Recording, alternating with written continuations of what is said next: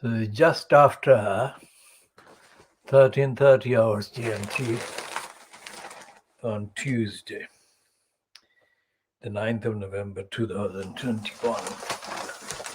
So I'm looking at the Financial Times, page 25.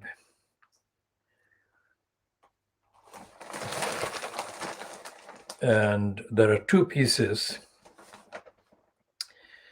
that are linked. The last item on the page 25, is byline to Martin Bell, who is described as the writer who was MP for Tatton from 1997 to 2001. Now, he's talking about the Patterson saga shows Westminster is in need of serious repair. Now, this is far too timid and far too useless, because he was the independent MP who had got elected by defeating the Conservative Neil Hamilton by 11,000 votes, and he was the one that was lauded. Let's look at the entry on him in the Wikipedia. That gives a general view, by no means truthful, but a general view, an outline. So the entry on Martin Bell says that he was an MP from 1st of May to 14th of May 2000, 1st of May 1997 to 14th of May 2001. So it says Martin Bell, OBE, born on the 31st of August 1938, is a British UNICEF ambassador, former broadcast war reporter, and former independent politician who became the Member of Parliament for Tatton from 1997 to 2001. He is sometimes known as the man in the white suit.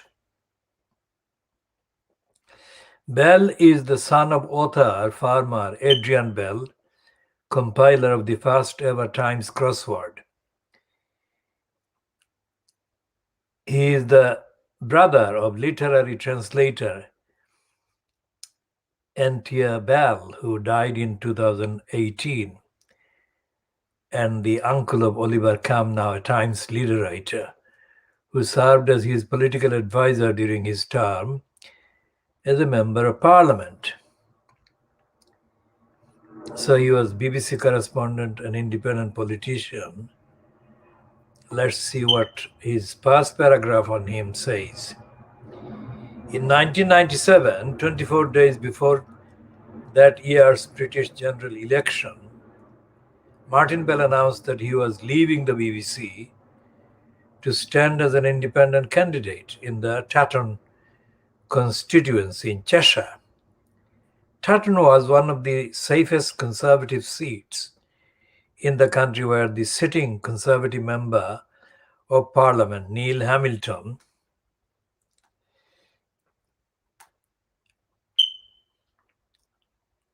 was embroiled in sleaze allegations.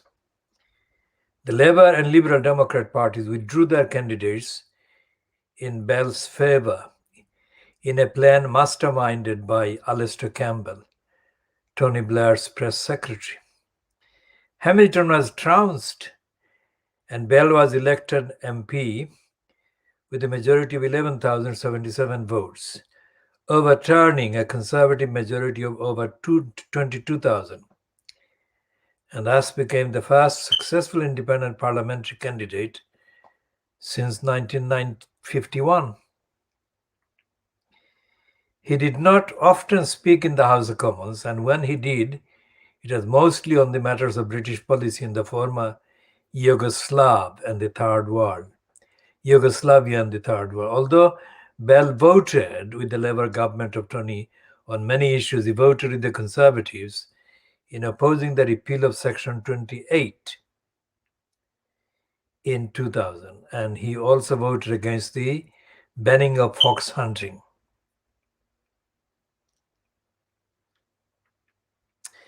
In November 1997, Bell was cheered from the Conservative benches when he asked Blair about the Barney Ecclestone affair. Does the Prime Minister agree that the perception of wrongdoing can be as damaging to public confidence as the wrongdoing itself? Have we slain one dragon only to have another take its place with a red rose in its mouth? So Martin Bell, as I have said, has got this piece in the Financial Times today, which I have called timid. And I shall talk more about that because this is about the sleaze that the Johnson-fronted cabal of the Conservative scum government is now faced with. Now, on the right side of the page 25 is a piece about Bosnia by Tony Barber. Now, Bosnia-Herzegovina was the area, the former Yugoslavia, as the entry says about Martin Bell, was where he was reporting in the 90s when the Bosnian and then Bosnia-Herzegovina genocide was taking place. And Martin Bell was himself attacked and he nearly lost his life, or nearly he avoided serious injury. He was a BBC correspondent in the early 1990s. Now, about 15 years previous to that, during the late 1970s, actually in 1977, I covered the Commonwealth Heads of Government held in London. And one of the news conferences addressed by then Prime Minister James Callaghan, I found myself standing very near Martin Bell, who was asking questions for the BBC. I didn't ask any question, but I saw him there. But when, just before the election in 97, I bumped into Martin Bell near the St. Paul's Cathedral on foot on the ground. He was going towards the St. Paul's Cathedral, towards Fleet Street, etc. And I was going in the opposite direction. I was walking to Whitechapel, or towards Whitechapel, near where the Financial Times had. This Financial Times had its headquarters for a long time. So Martin Bell was in the news quite often because of the stance he reportedly took against conservative sleaze just before the 1997 election.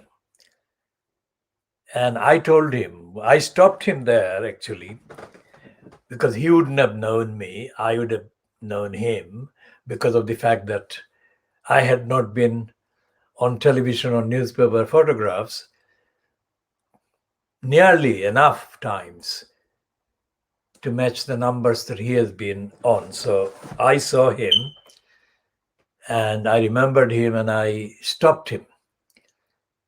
Just as I had stopped some Alan Clark in Fleet Street, at the corner of Fleet Street and the Strand, not long before Alan Clark died.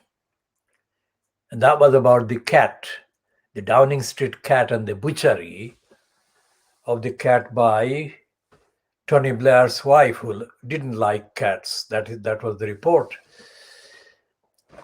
And when I said to Martin Bell that whatever the sleazy conservatives and the backers in Fleet Street were saying in excusing their sleaze at the time, Martin Bell, should not back off and he should continue. And Martin Bell said words to the effect that he won't back off. That was the short conversation I had with him. But that was in late 1990s. Now, this Financial Times piece about him, talking about his time, in fact, before and after the election of 1997, is very timid indeed. He says that the present scandals will have served some purpose if they result in a renewed and necessary drive against corruption. Martin Bell doesn't define corruption. And his piece about the penultimate paragraph says, we also have a peculiarly British form of corruption, much in the news lately, which is the sale of honours to finance political parties.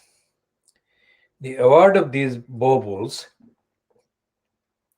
has become so outrageous that they might as well publish a rate card for it. So much for a peerage, that is, so much for becoming or being made a member of the House of, quote, Lords.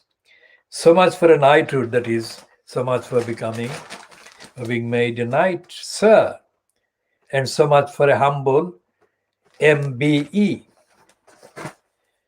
There is no definition of corruption, but the fact that Martin Bell is actually writing peculiar form of British corruption shows that there is still the feeling of superiority about things British. Even the corruption, British corruption is better than the corruption in other countries. That's not the case. And the fact that the Bosnians were subjected to genocide was connected with the British rule. The British conservatives refused to stop the genocide, and they are still in denial. And Martin Bell, who refers to Neil Hamilton's corruption as an agent of the then owner of the Harrods store, the Egyptian, Muhammad Al-Fayed. This is not anything like the actual truth that must be said and must be admitted about what is going on and what has always gone on. British politics, British corruption is not a superior corruption. It's like calling British murder a better murder than the murder of the other kinds. That's not the case. It's humanity and human condition and society that we are talking about, and corruption is not a better corruption than a worse corruption based on the name or the nationality or the faith or the ethnicity of the people making up, constituting a particular state, a particular society, a particular demography.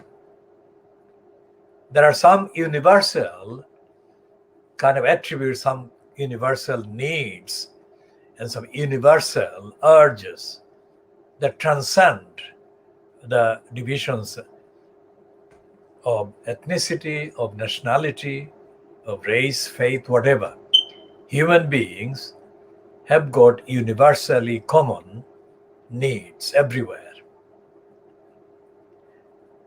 To the extent of how those needs and the rights are suppressed by the state power, that is what actually makes the difference in terms of the remedies and the access to justice that are available to people victimized by acts of genocide, of massacre, of murder, of denial of access to remedies through the judicial process. And none of those things appears in Martin Bell's piece.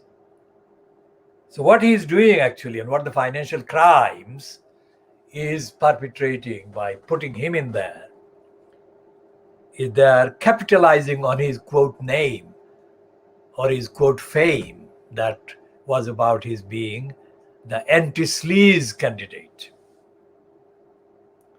Martin Bell has not really used his experience as a BBC employee or his experience in the former Yugoslavia, as the entry on him in Wikipedia refers to him as. So all the facts, all the evidence of genocide, all the evidence of racism that he has seen and witnessed in the former Yugoslavia, let's say, and in the adjoining regions, they're worth referring to, but he doesn't. And all the racism that persists in the BBC and has persisted in the BBC, and all the racism in the Commonwealth Heads of Government Conference that were evident in the Commonwealth itself, Bell doesn't refer to any of those. He should refer to all of those in one paragraph. But he doesn't even refer to the word, the concept of racism, of genocide, let alone of anti-Muslim genocide in the former Yugoslavia. So therefore, when we call it the world exclusive diagnosis of Fleet Street, that is what we mean. Only because he's known and his kind of election of May 1997 was about the fact that he said that he was an anti-sleaze candidate. Doesn't mean that he is actively opposing sleaze. Of course, his current position is that he is a UNICEF ambassador or UNICEF kind of name. That doesn't actually deal with the racism that exists and is perpetrated. So that's the financial crimes running this Martin Bell propaganda, which is not really dealing with the corruption, the sleaze that Boris Johnson is sunk in, and Boris Johnson's leadership, so-called, is sunk in. This is the front page of today's Guardian. So we say that Starmer has politically murdered the Labour Party. Having said that, that is what we say. Now, Starmer has been forced to kind of stage a condemnation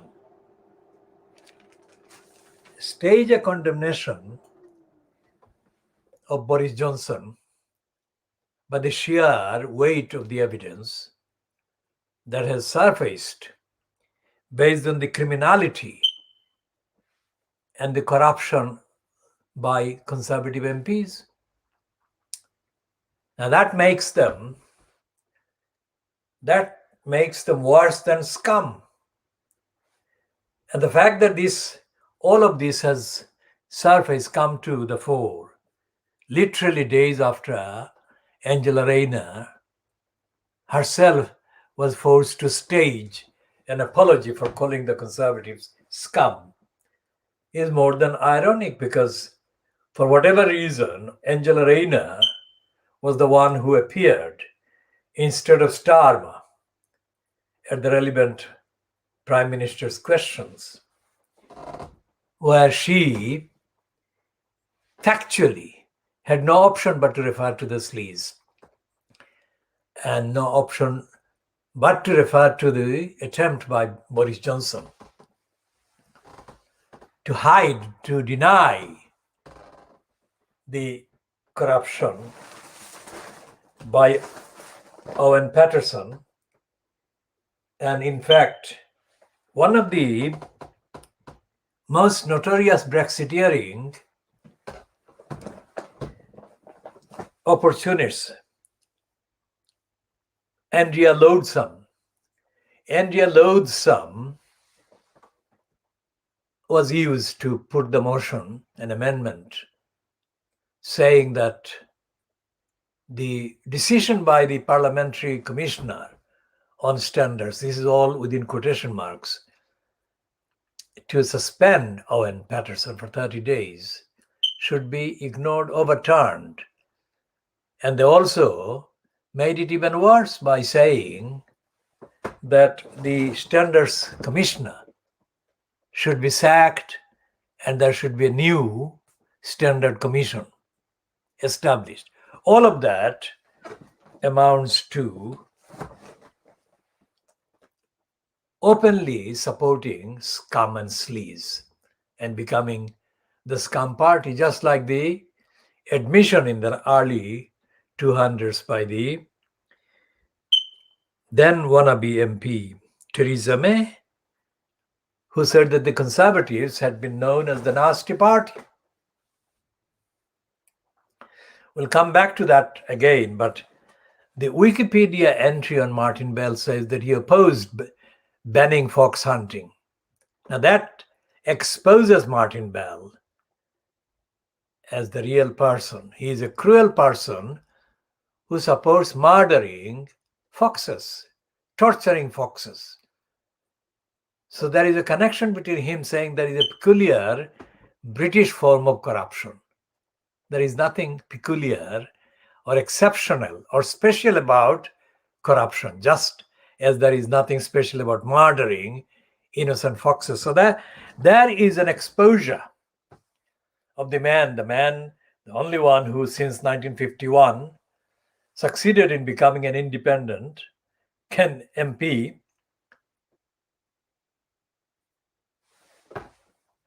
is exposed as a cruel murderer of innocent foxes and innocent animals, which means that he was not really entitled to be called the anti-sleaze candidate. He was not. He just took advantage of the fact that there was an atmosphere of awareness against sleaze by the Conservatives in the 90s that came into public view. And he took advantage of it. And he took advantage with the help of the then Labour frontbench. And as the entry says, Alistair Campbell actually supported him. Alistair Campbell was the kind of propaganda front for Tony Blair's regime. So the question as to why there is corruption in Britain and British politics, British public life, is answered by saying, not by relying on the likes of Martin Bell,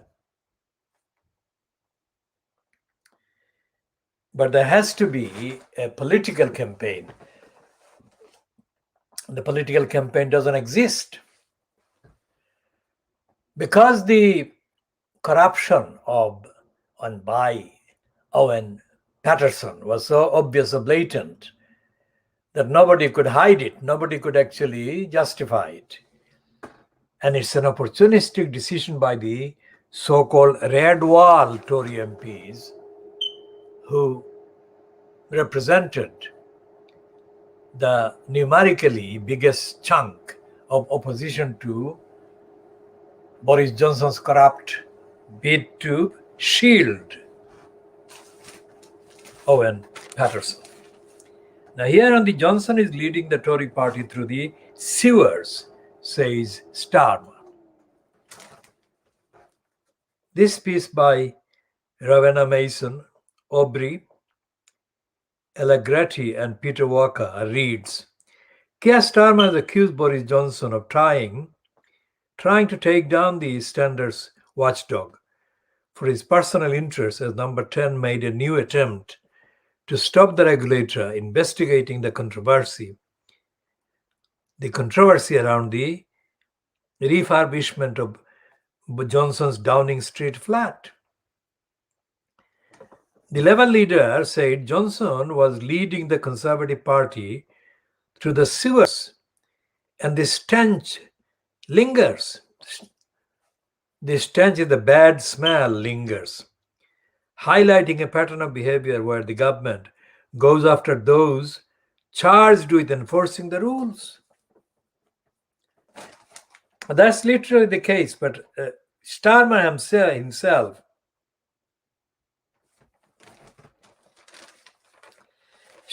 himself has not been as forthright before, because when the depraved DEFRA was exposed as having conducted a 4-year-long campaign of lying, harassment against the most innocent BabyAngelGeronimo, Starmer actually supported Johnson and the depraved attacks on the innocent BabyAngelGeronimo.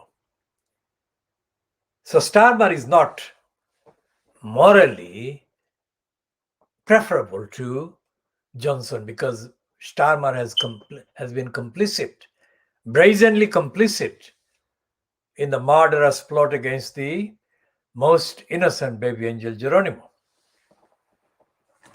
Having said that, why Starmer is saying these 3 words through the sewers is nothing to do with Starmer being moral or ethical. Starmer is seeing this as a stunt that he can stage in order to gain in terms of popular perception that he, Starmer, is against sleaze, whereas Johnson is in the sleaze. So Starmer is being opportunistic.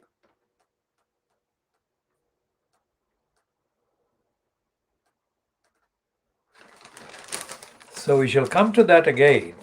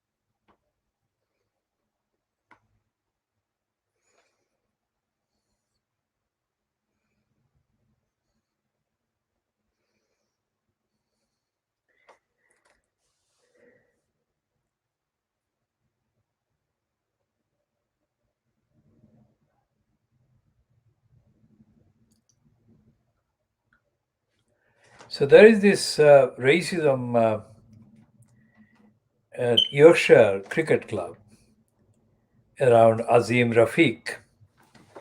And the piece had At the back of the Guardian is saying that Azim Rafiq has settled his employment tribunal case with Yorkshire amid praise and an apology from Kamlesh Patel, the new chair of the club, for lifting the lead on the racism he encountered while playing at Headingley, or while a player at Headingley. Speaking yesterday afternoon, 3 days after taking the chair at Yorkshire, Kamlesh Patel, who is described as Lord Patel, disclosed he had spent nearly 7 hours over the weekend in talks with Rafiq, who has received a 6-figure payout. After what he described as the important first steps towards rebuilding the crisis-torn club, the 61-year-old Kamlesh Patel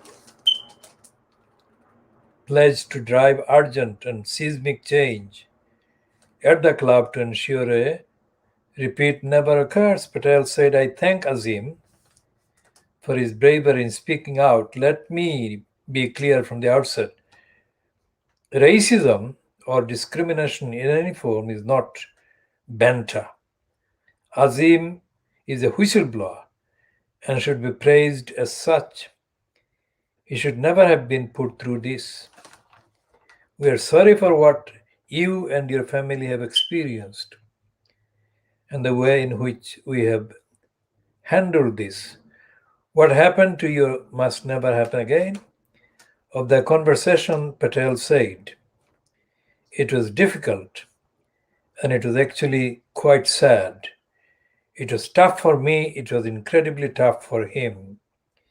You did feel, why would we do this to any human being?" Along with the settlement and an invitation for Rafiq to be involved in the rebuilding process, Patel announced an independent review into the club's reporting process. After admitting the 12-month investigation was flawed, a hotline is also being set up for players or employees, past or present, to share similar experience. Patel, the former England and Wales Cricket Board Deputy Chair, wants a period of truth and reconciliation while he simultaneously tackles the looming financial crisis at Yorkshire. So this is the rare kind of outcome. This is the first time that any African or Asian victim of racism in an English or British sports association or club has been given such open apology and acknowledgement. Racism is not banter, of course, but the fact that anyone even thought that it was banter shows the depth of racism, racist denial, and racist lying that dominate individuals' perceptions and institutions in this country. And the fact that the judiciary has never made any such statement in any case of racial discrimination or harassment shows that the judiciary is not only corrupt, but it's racistly corrupt and racistly in denial as well. And this is why I said that Martin Bell, in his financial crimes piece, is in denial himself, and he is in racist denial, despite the fact that technically he nearly lost his life in covering for the BBC the genocide that was taking place in former Yugoslavia.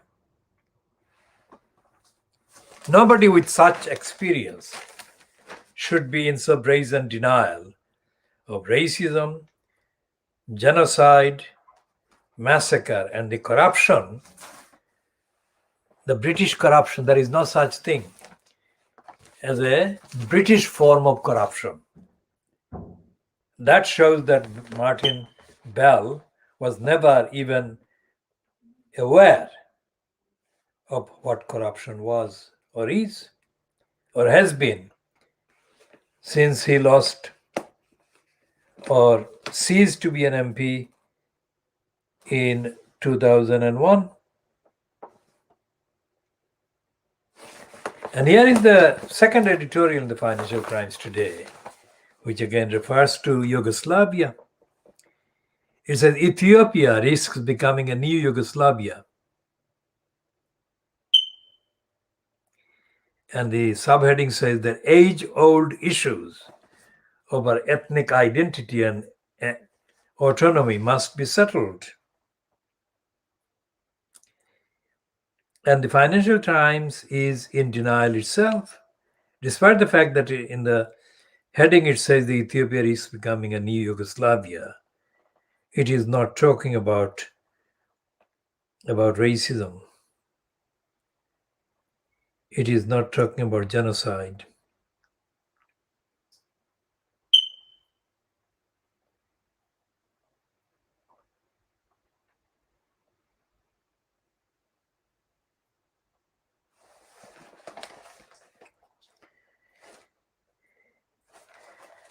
So what is the world exclusive diagnosis of illicit that we talk about when we refer to and describe this program, this broadcast?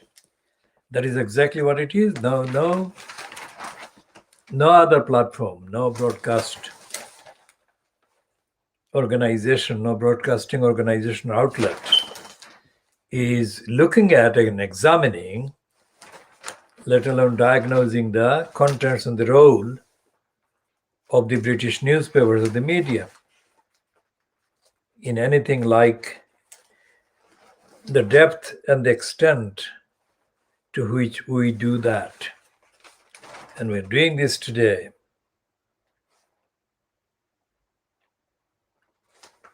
For example, when the piece in the Financial Crimes by Martin Bell refers to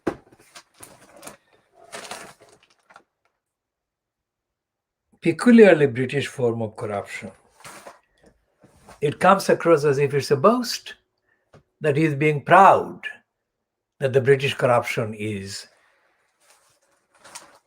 something that is not as corrupt as the corruption to be found in other countries and other cultures. And this is something that Martin Bell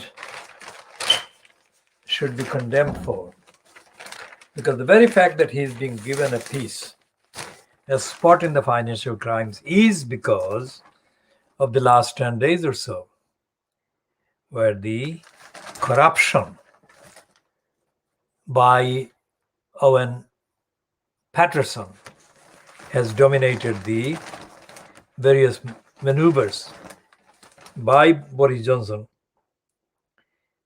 in order to deny that, in order to shield the Johnson-fronted cabal called government from allegation of sleaze, allegation of corruption. And this is something that followed Johnson's appearance at the COP26 quote summit being held in Glasgow, and that followed the G20 event in Rome. And during the G20 event in Rome, G20 by definition, attended by 20 main states, Johnson was described as being the target of mocking by most of the other heads of states. or heads of governments that attended. There is a difference between heads of state and heads of government because, for example, in the case of the United Kingdom, Johnson is not the head of state. It's Brenda who is the head of state. Johnson is the head of government. Now, the fact that Martin Bell was given the space by the financial crimes in the first place is to do with the headlines like this one in the financial crimes on page 2. Johnson accused of running scared as he misses Slee's debate. This is the one that took place yesterday, that is Monday. And Johnson issued a series of lies as explanation as to why he couldn't attend, because his lying excuses said that he couldn't attend because he couldn't arrive back from Northampton to attend the debate. And this is being discussed in the second paragraph of the financial crimes piece. Prime Minister traveled 300 miles to Hexham in Northumberland to see an NHS diagnostic centre. While his reputation was attacked by Labour in a House of Commons debate on MPs' standards of behaviour. Sir Keir Starmer, Labour leaders, accused Johnson of running scared, trashing democracy, and hoping to drag us all into the gutter with him by undermining faith in the Commons rules on MPs' conduct. Conservative MPs seized over Johnson botched attempt to rewrite the Commons rules, while Downing Street insisted that Johnson's visit to Hexham was a long-standing commitment. Johnson did not apologize for last week's debate when he tried and failed to overhaul the rules on MPs' behaviour, and also win a reprieve for former Tory cabinet minister Owen Paterson, who was embroiled in a lobbying scandal. Now, further down the piece, there is a mention of George Eustice. The fallout from last week's shambles continued to be felt at Westminster. One Conservative MP claimed some colleagues were now discussing whether Johnson would lead the party into the next election. Another MP dismissed suggestions by Environment Secretary George Eustice that last week's U-turn by Johnson was a storm in a teacup. Eustice said, I have had dozens of emails on it.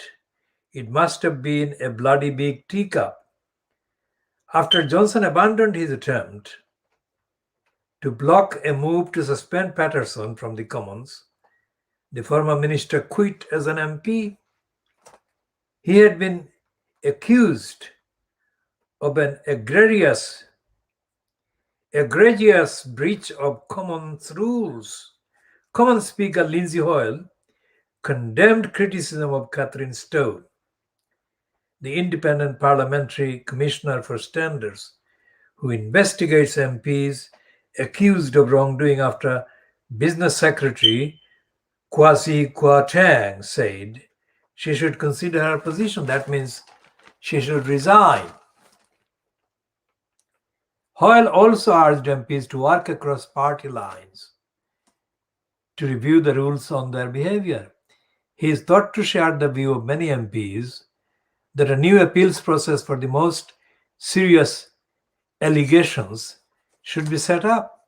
He said that any review would have to include Chris Bryant, Labour chair of the Commons Standards Committee, which is already reviewing the rules covering MPs.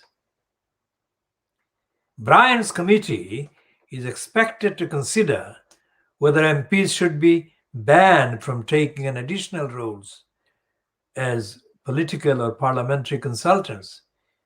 According to figures from the Register of MPs' interests, at least 30 MPs have recorded earnings from consultancy work.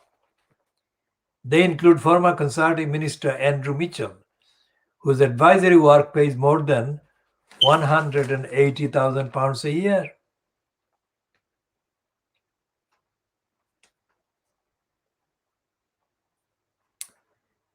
And there are, of course, others, including SNP, calling for criminal investigation into the MP's consultancy and outside work. So going back to Keir Starmer and his description that Johnson is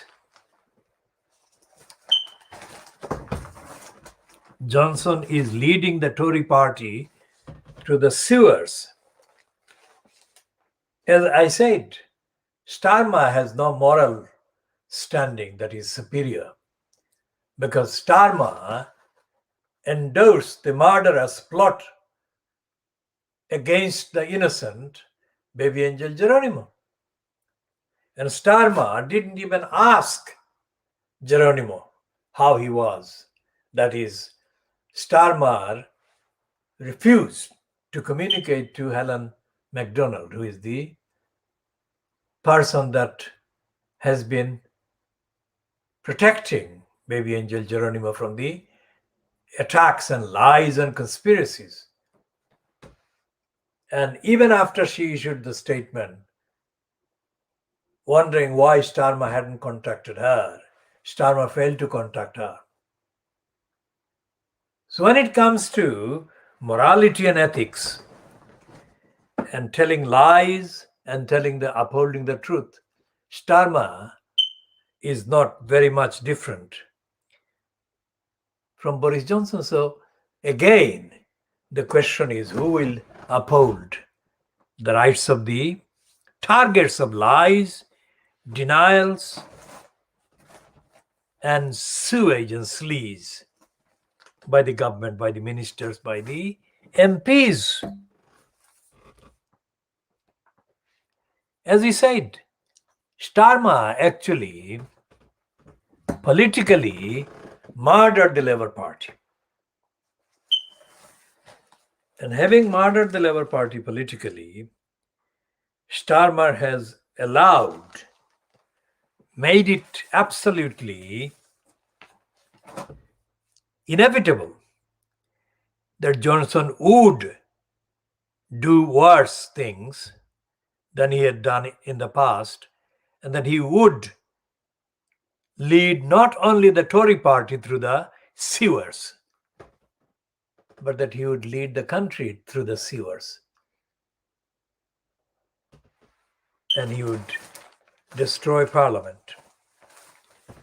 Because remember what Johnson had done before the 2019 general election. He had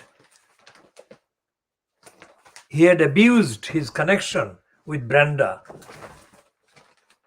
and misinformed her and misadvised her, miscommunicated to Brenda through Jacob Rees-Mogg, and falsely procured a consent from Brenda as the head of state to scrap Parliament, because too many MPs at that stage, were undermining Johnson's corruption at that stage. The corruption mainly to do with the Brexiteering corruption and lies. So instead of obeying the will of democracy and Parliament, Johnson decided that he would lie to the Queen and get her to agree to suspend or prorogue Parliament. And this suspension of Parliament by the lying Boris Johnson was followed up by court challenges.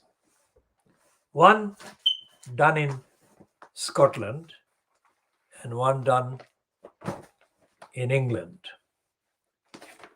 And Johnson's lying to Brenda was declared as unconstitutional, as not having been actually a fact. It was declared null and void because Brenda was lied to.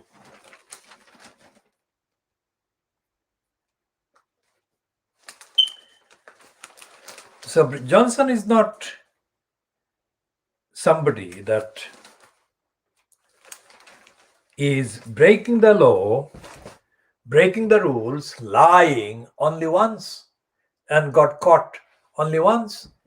Johnson has made a career, quote, in British politics by lying. And Martin Bell doesn't remotely refer to that. So Martin Bell, being the only independent member of parliament to be elected since 1951, elected in 1997 that is, has let down all the people who believed that he would be standing up against corruption in British politics. He hasn't.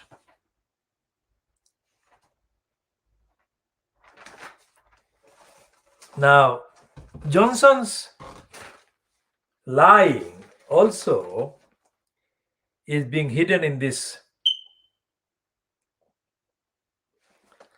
piece in the Murdoch scum.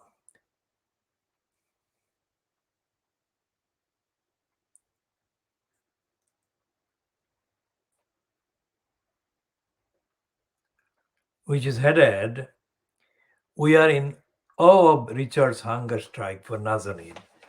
This is a heading to a piece which has got pictures of Victoria Corrin, Alan Corrin's daughter, and Claudia Winkleman.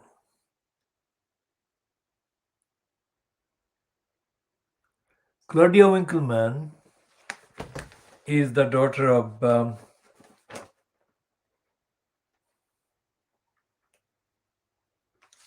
Eve Pollard, and Victoria Corrin is the daughter of Alan Corrin. Now, these are the people, the names that are being shown as being in support, in awe of Richard Ratcliffe, husband of Nazanin Zaghari Ratcliffe, who has been now on 16 days. Well, 16 days yesterday, so he would be on hunger strike for 17 days today. And they're saying that his long hunger strike for his wife, Nazanin, has made him physically very weak. So they're saying heartbroken Strictly Come Dancing host Claudia Winkleman yesterday visited a frail Richard Ratcliffe on day 16 of his hunger strike and declared herself in awe of him. And they're saying that she accompanied pal Victoria Corrin, host of BBC quiz show Only Connect, to Richard's Whitehall protest over wife Nazanin Zaghari Ratcliffe being held in Iran. Mom of three, Claudia, 49, told the son, "We just wanted to come and see him, so he knows we are thinking of him and we are with him. I am heartbroken for the family and in awe of Richard."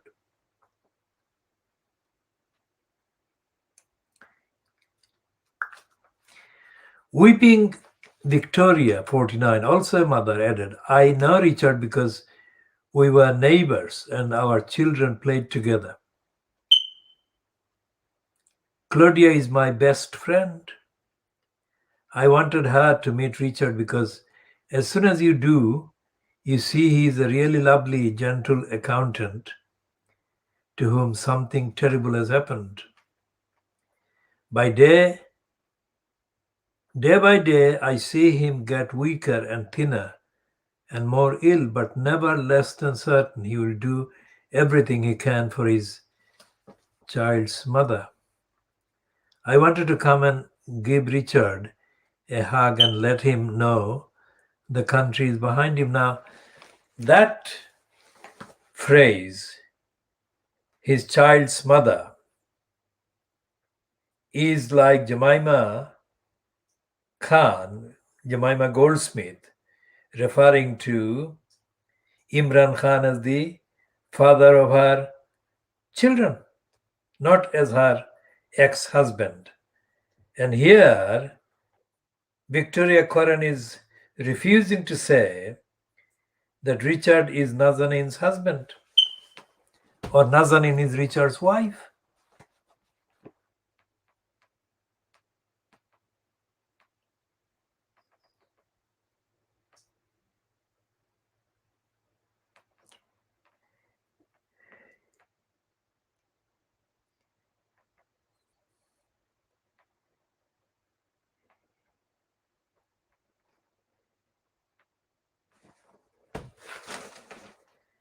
Now, I'm searching for this piece to see if any reference to Boris Johnson's behavior is included, and I don't see any such reference. Now, the fact is that Boris Johnson, when he was in post at the time that Nazanin had been imprisoned, detained by the Iranian regime, he appeared before a committee of MPs. And when he was asked about Nazanin, Johnson, in post as the Foreign Secretary in the name of the UK, said that Nazanin was doing something like she was teaching. She was not teaching anything. And that statement by Johnson in London was grabbed hold of by the Iranian regime, who said that that was proof that Nazanin was a British spy. So the actual reason why Nazanin was kind of imprisoned initially was aggravated by Johnson making that claim, which is false. And this piece is not about Johnson's role in aggravating the worst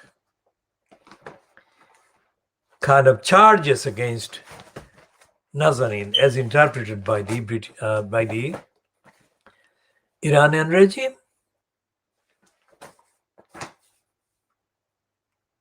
And the fact that the scum is running this piece and not mentioning Johnson's role in it shows that the corruption of the scum itself and the racism on the part of these two women. They are referring to Nazanin as a second thought, and they're giving their focus on Richard Radcliffe. Think about that. And they're not even referring to her, Nazanin, as Richard's wife.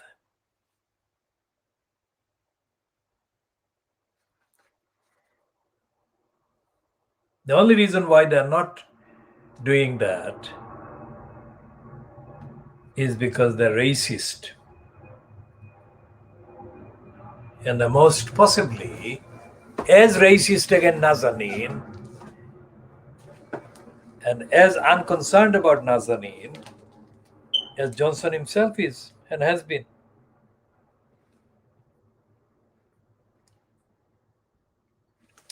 And yet there is this running, ongoing piece about the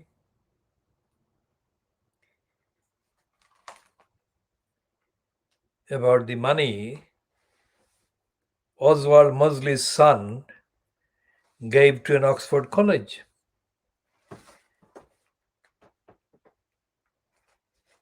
Because they're saying that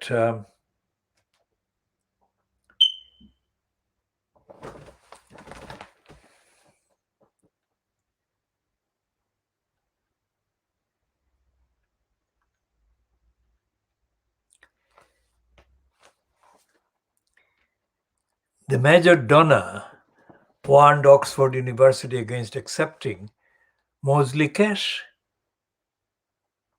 Well, Oxford College, let's say. A philanthropist who has made substantial donations to the Oxford College at the center of the Mosley row has raised concerns over fascist funds, the Daily Telegraph has learned. Sir Lloyd Dorfman, a multimillionaire philanthropist who founded the world's largest foreign exchange, Travelex, attempted to persuade St. Peter's College not to accept the $5 million donation from the Mosley Family Trust.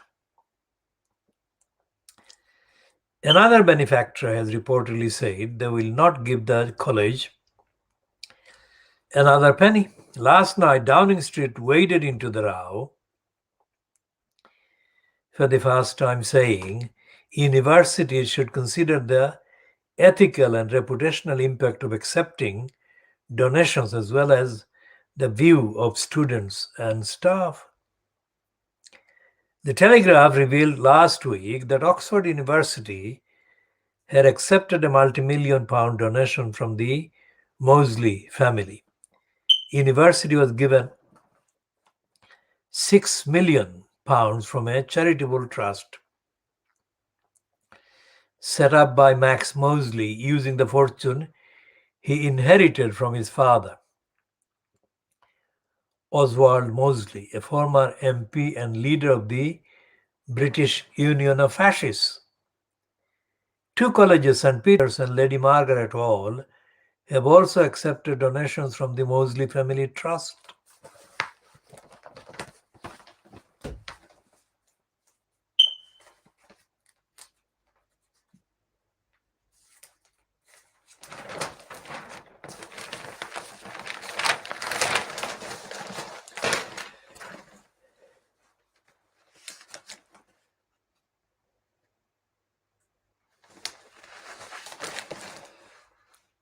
Totaling more than 6.3 million. Sir Lloyd, who is worth 720 million according to the Sunday Times,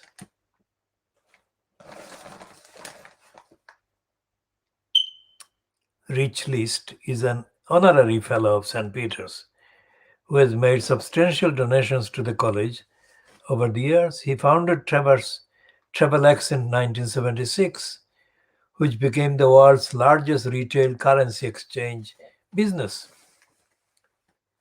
A major benefactor of education and the arts, he has previously donated £10 million to his old school, St. Paul's, and another £10 million to the National Theatre. He declined to comment, but the Telegraph understands he has contacted the college to make his reservations about the Mosley family known. Lord Grabina, a life peer and former master of Clare College, Cambridge, said the Mosley name should never be allowed the opportunity to reinvent or dignify itself. He said there would be donors who were very offended by the decision of St. Peter's and Lady Margaret Hall, adding, I don't think donors would give more money now to those colleges. I know of one generous Jewish donor who won't give St. Peter's another penny.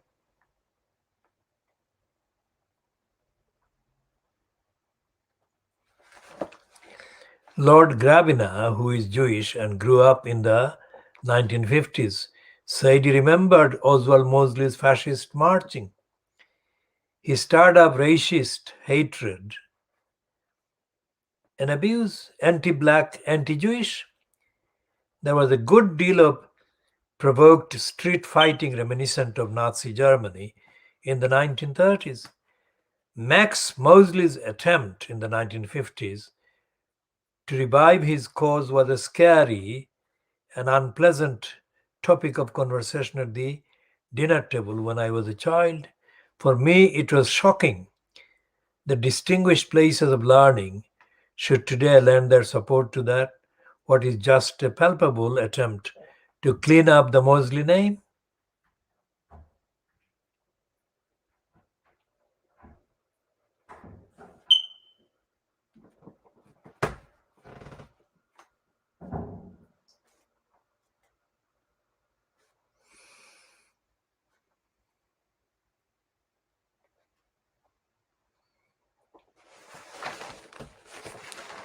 Now,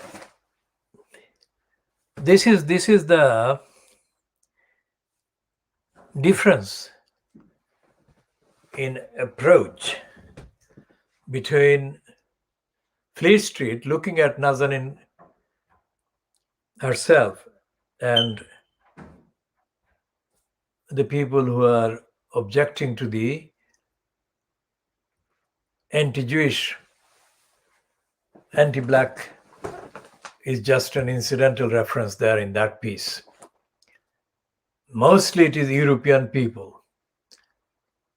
And the difference, the depth of difference between the treatment and the attitude, the outlook, Fleet Street outlook towards African and Asian people and the attitude towards mainly white people, whether they are Jewish or others, discriminated against targets, is remarkable, and it is persisting, as we say. Now, moving a bit on to the issue about COP26 and Barack Obama's appearance in Glasgow yesterday. Obama is reported as having issued a rebuke to China and Russia yesterday over the dangerous absence of urgency as they attempted to rally the final week of talks at the COP26 summit. We are nowhere near where we need to be, the former US president told an audience in Glasgow. He said China and Russia's plans so far reflect what appears to be a dangerous lack of urgency and willingness to maintain the status quo on the part of those governments. And that's a shame.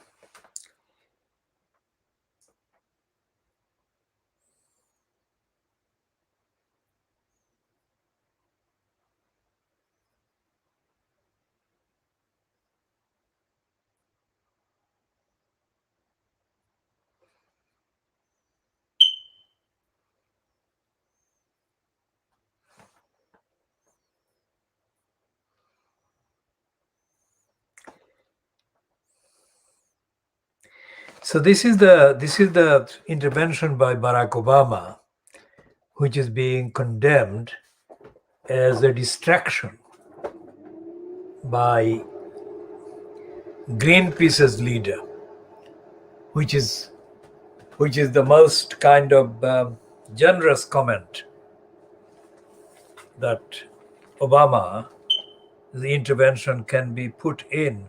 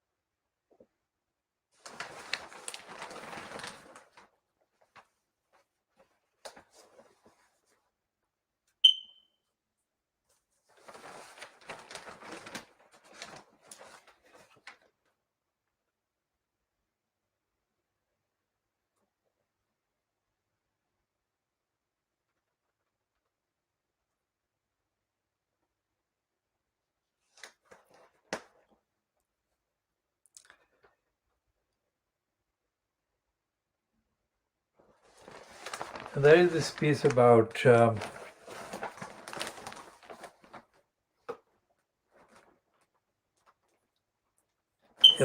UK society, UK state by the Boris Johnson daily bribing Boris Johnson graph.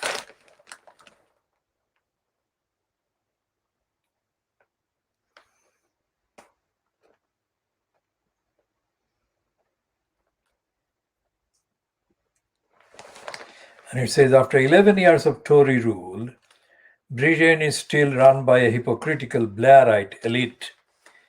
The Quangos and the BBC are dominated by a soft left establishment that the Prime Minister is too scared to tame. And this is a piece byline to a woman called Cheryl Jacobs.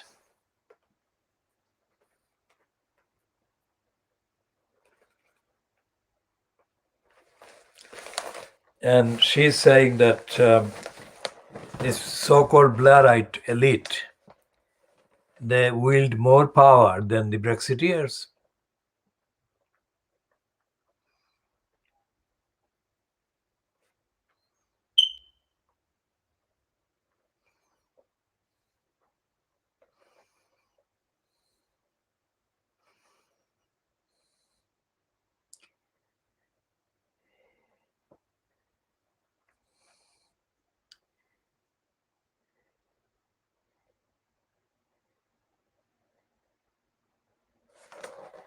and she's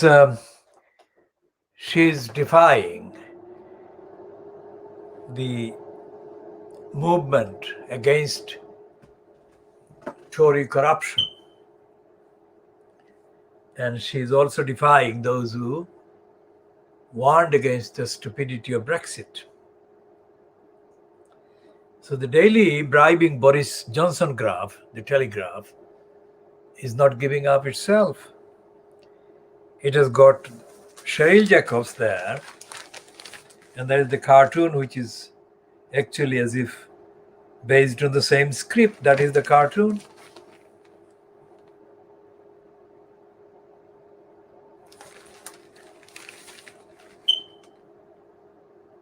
And there is another racist, pro-racist mental slave called David Abulafia. This David Abulafia is described as professor of Mediterranean history at the University of Cambridge. Now, this is a mental slave who is writing against anti-racists and anti-imperialists. And his headline is, "If the woke don't cancel steam trains, the green extremists will." Now, woke, of course, is the word that the racists have invented to condemn anyone who is opposed to racism.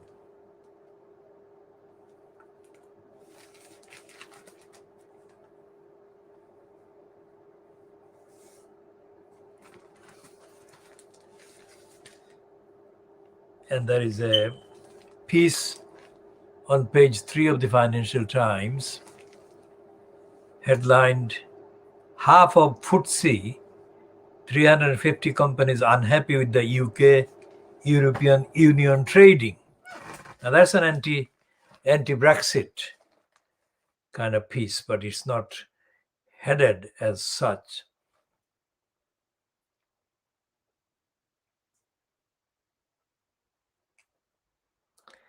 It says almost half of FTSE 350 companies describe Britain's post-Brexit trading arrangements with the European Union as damaging to their business.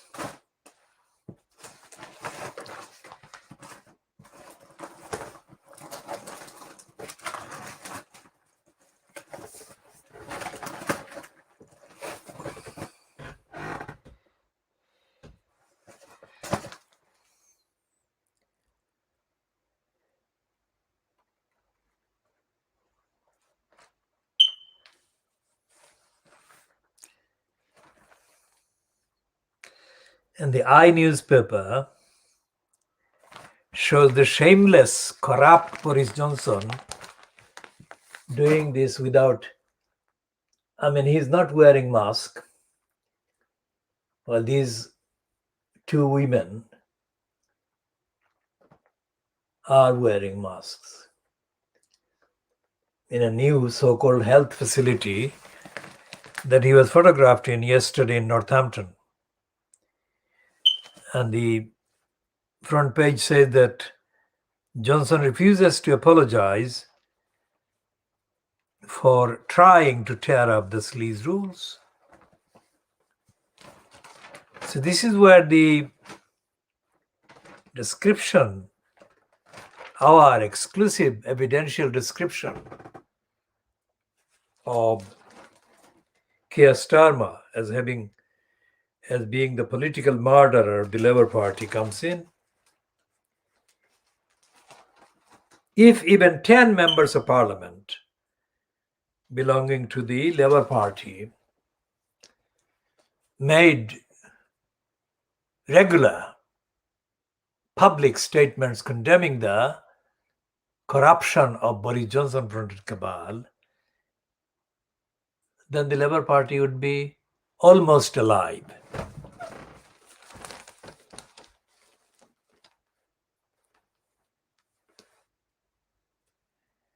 And the other thing is that this criminal Jeffrey Cox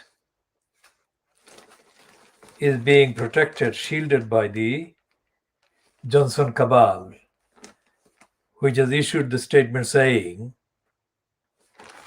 that Cox, being in the Caribbean during most of the lockdown, has not broken any rules.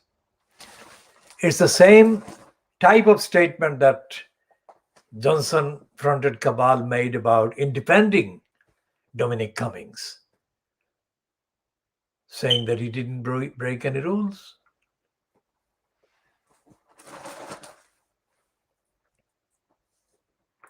And the evidence is that he has.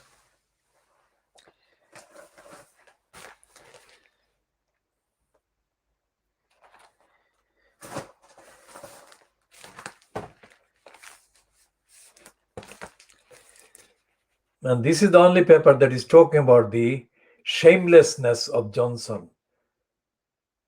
And no mask, no apology, no shame, no respect, and no mask.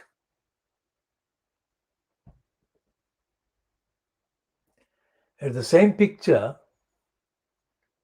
Johnson without any mask, shameless, grin on the criminal's face.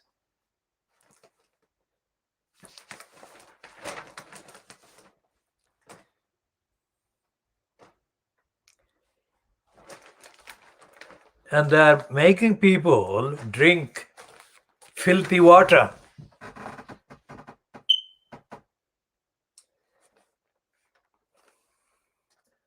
That's Johnson's description, and there is this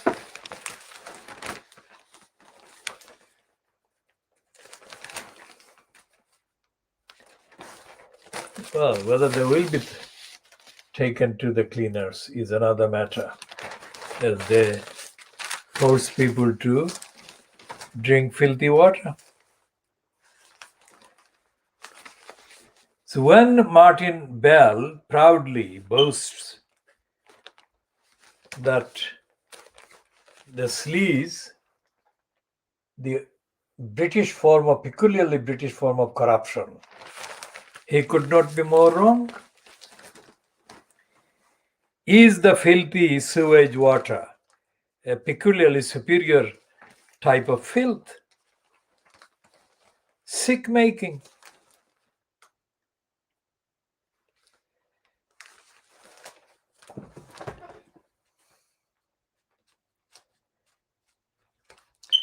So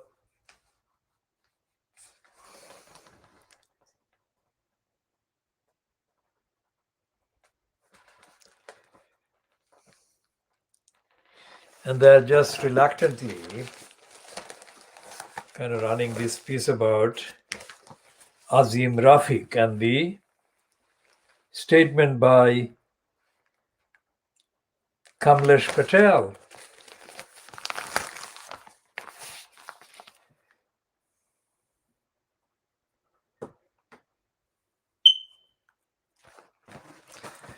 So okay, we shall be stopping this one just probably after 1.5 hours. And we shall continue on the same themes in the next editions.